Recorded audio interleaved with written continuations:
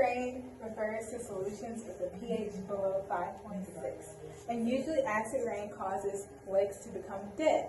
And when lakes are dead, then they become at a pH below 4, and the rivers are usually effectively dead as toxic aluminum ions. And basically these aluminum ions become trapped in the rocks inside of the lake, and this equation is what causes the lakes to be dead. The different causes of plant death and water pollution. So one of these is over-fertilization. And so what happens is basically we use too much fertilizer, and a lot of these minerals run off because of rain into bodies of water. And these chemicals like nitrogen and phosphorus often cause large blooms of plant growth, which deplete the oxygen supply in the water, and so nothing else can grow. Another example is phytotoxicity, which goes hand in hand with bioaccumulation. So an example of this would be mercury deposits in water in which lower trophic levels absorb it, and it slowly amplifies as it makes its way up the trophic levels. So by the time you end up at the higher trophic levels, it's a toxic amount, and it ends up killing the animal. And then the last example is trash or refuse that ends up in waterways, which can end up blocking things or even killing fish and things like that by constricting their airways. Of matter or energy in the water that causes undesirable effects. And it comes from point sources, which is a discrete location, like a factory or a sewage pipe, as well as non-point sources, which is cumulative over a larger area, such as a farm or a city street. Is when a body of water becomes enriched with an excess of chemicals such as nitrates and phosphates. Algae and other aquatic plants feed on these nutrients, leading to excess growth. The excess growth leads to a reduction in the amount of oxygen available. This ultimately blocks photosynthesis and kills the plants in the body of water.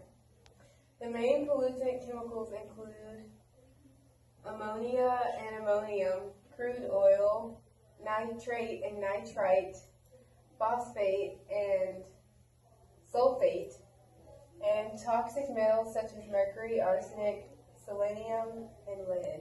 Pollution is the release of matter or energy into water that causes undesirable effects. So this can be anything from trash to chemicals, which is a no. Do not do that.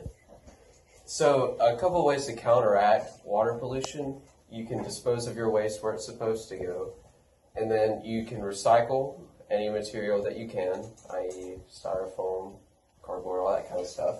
You can reduce the amount of water that you use, and you can even reuse things.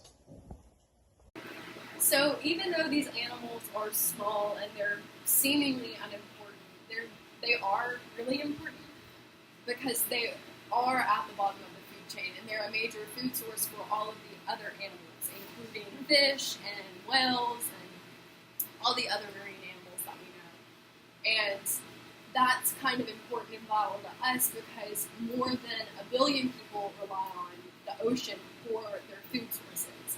And many jobs and economies depend solely on fish and shellfish that are in our oceans. And this, because of this rising problem, that's going to go away.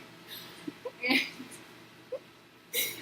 some solutions include government action, even though that hasn't taken place yet, but hopefully it'll get there.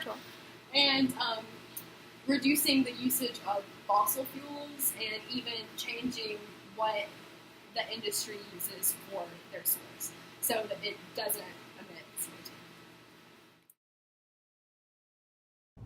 So I'm going to explain why did we choose to do water pollution. And the first reason is because we thought it was really important. It's essential for life and to create life. The second one is because we thought it was really easy to pollute, so we would be interested to measure like the levels, the degrees of pollution that water had. And the third one is because we live in a city that is Mexico City, and it's an overpopulated city in which we have over 20 million people. And here we only have one system that distributes the water through all the city. So we thought it was going to be interesting also to see where does the water comes from and what's the degree of pollution in the water we have in our houses. Oh hey, I didn't notice you. We're here in Salazar, La Marquesa. And what we're doing here is we're collecting our samples of water, of polluted water. Then we're going to later analyze it in the laboratory.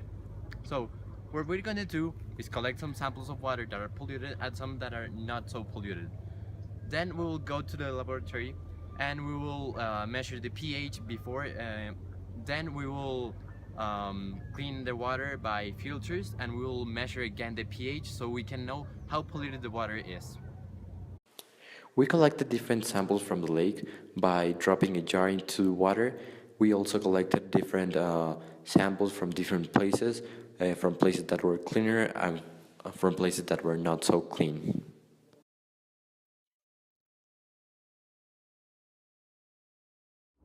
Okay, so after we analyzed most of the samples we have from polluted water, we found out that the pH of polluted water was below 7, meaning that it's acid.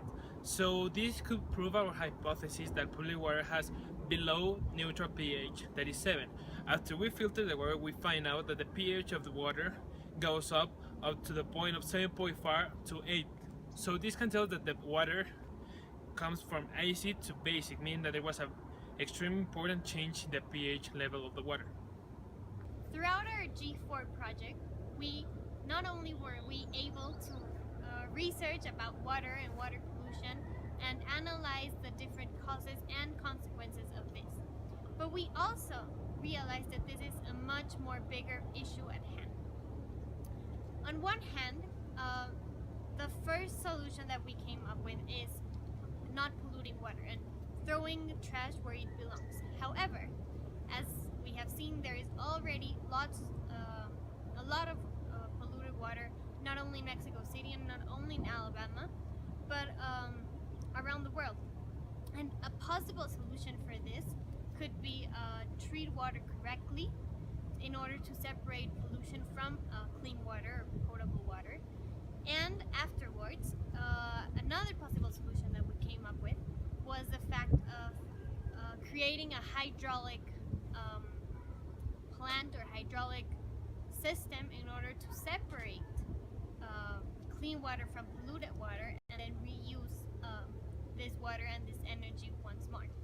However, at the end of the problem, or the core of the problem, lies in knowledge and educating people on not polluting water and how water should be treated. And it's not only a matter of us in Mexico City or in Mexico, and it's not only a matter of people caring about water in the States, but it's a matter of all the world, all around the world, everyone, because there are places that have no water and we are putting at risk the lives